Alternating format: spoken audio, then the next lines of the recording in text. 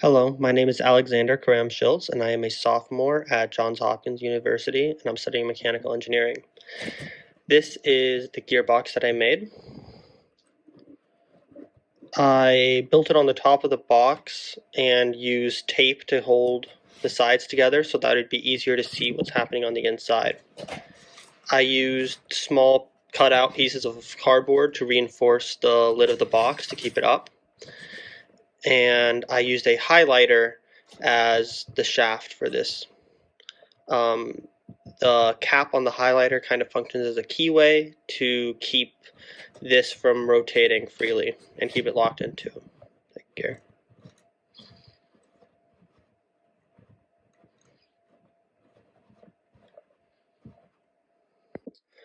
While this design is simple and it's easy to see the components, there are a few problems with it. First, the worm gear is not oriented directly over the other gear, so it doesn't make the maximum amount of contact. Second, the output shaft is not secured horizontally or vertically, so it can shift out of place. Also, the input shaft does not go all the way through the box, so it can also slip out.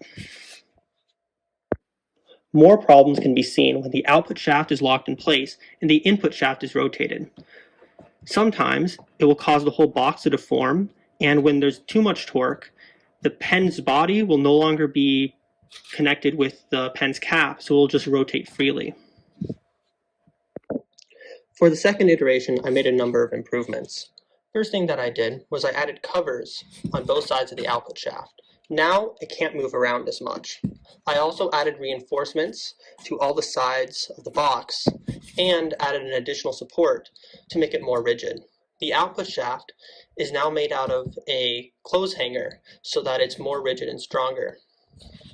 The sides are trimmed down so it can slip easier through the collars, but the center is thick so that it's a press fit with the gear. Now when the output shaft is locked in place and the input shaft is turned, the box deforms slightly, but it won't slide out of place. The problem with it is it's still made out of cardboard, so there's still some rigidity issues, but other than that, it's a much better design.